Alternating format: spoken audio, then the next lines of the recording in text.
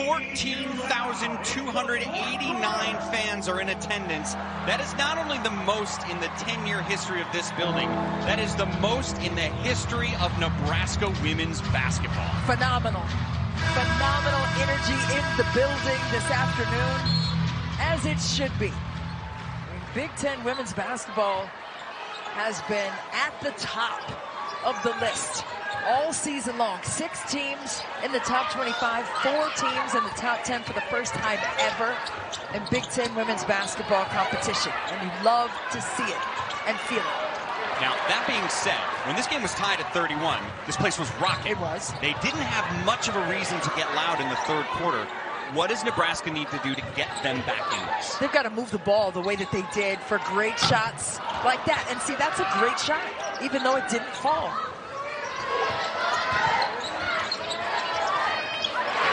Stewart with another turnover. That's the 12th time Iowa's turned the ball over. There's tight quarters in there. Caitlin Clark had some turnstiles going defensively against her. Shelley with a smooth runner for the first points of the fourth. And that's what they need. Attack that paint. I mean, Iowa's showing you a couple different looks defensively. Czinano. Man, that's tough to guard. And the same kind of looks on the offensive end. Shelley just 1 of 6 from 3 right now, and then a turnover. Another one.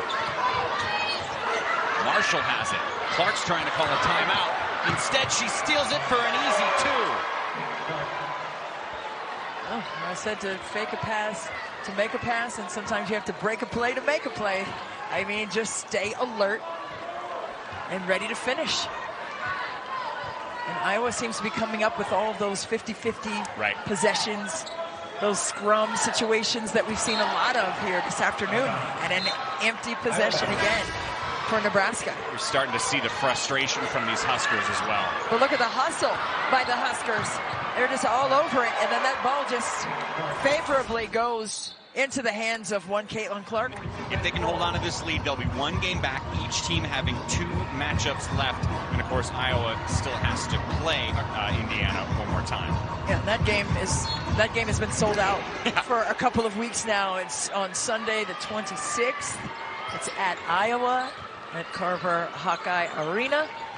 It's going to be an exciting game, to say the least.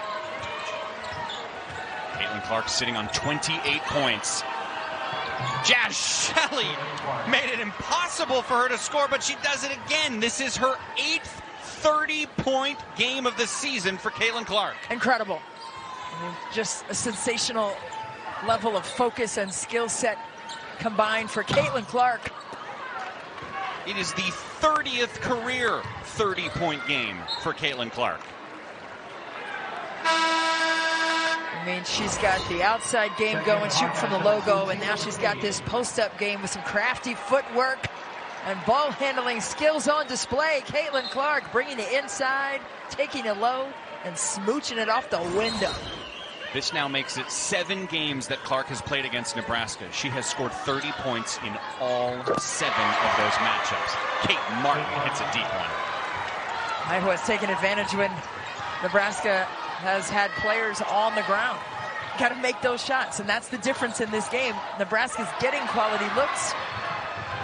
Hey, guess who just got the steal? That's Taylor McCabe. She's a Nebraska native. Lisa Bluter mentioned how much she wanted her to get in the games. Nebraska has hit only 1 3-pointer in this second half. 11 misses from deep. Moriarty steps inside the line. That won't go. For as much as Iowa is scoring the basketball, I mean, their defense, Mike, I think is understated. Yes. Stealthy for 2. You know, that's something that a couple of years ago, I remember Lisa Bluter saying something to me, which is, we can't be an A+ on offense and defense. But if we cannot be a D- on defense, we're going to be a great team. And that's what they worked on. This is desperation time for Nebraska. Shots aren't falling.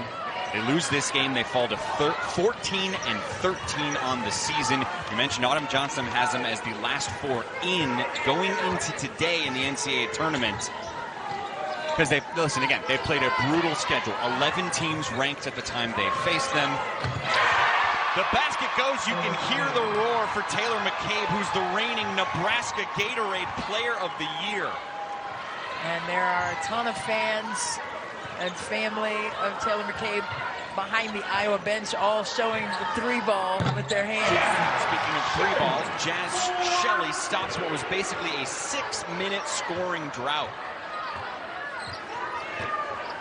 Got to get some defensive stops just to have some momentum. Stuckey. Knocked away by Mendelson. Again, McCabe had a section of maybe 35, 40 people right behind the bench just erupt after this shot went in. It was awesome. The entire bench, too, was up. And you love the wholesomeness of that moment. Look at everybody. Look at the people behind the bench. Lisa Bluter holding up a triple. I mean, that's what it's all about. She's a player who her freshman year has mostly been known for defense, but she can really shoot the 3. She won a women's hoop 3-point shooting contest at the men's Final Four last year. Love it. Wide open Maddie Krull. Back-to-back threes for Nebraska. For the Huskers. 14,000. The first time this building has had more than 10,000 for a women's game, and now they force a turnover. Jazz Shelley, there's no quit in this Husker team. 3 straight made 3-pointers. Keep fighting. Now they can get into their press, a 1-2-2. They've shown that a couple times here today as well. Remember, Jazz Shelley had a great scoring performance in her last game. As Iowa answers. They just couldn't hit big shots in that third quarter and the early part of the fourth when they needed it. They are out to get revenge on that. They want to make amends on what they did in March last year. No doubt.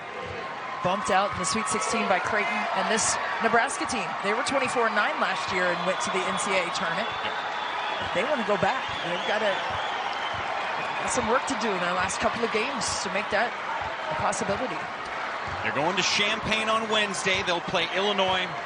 Then they have Northwestern on Sunday to end out their regular season.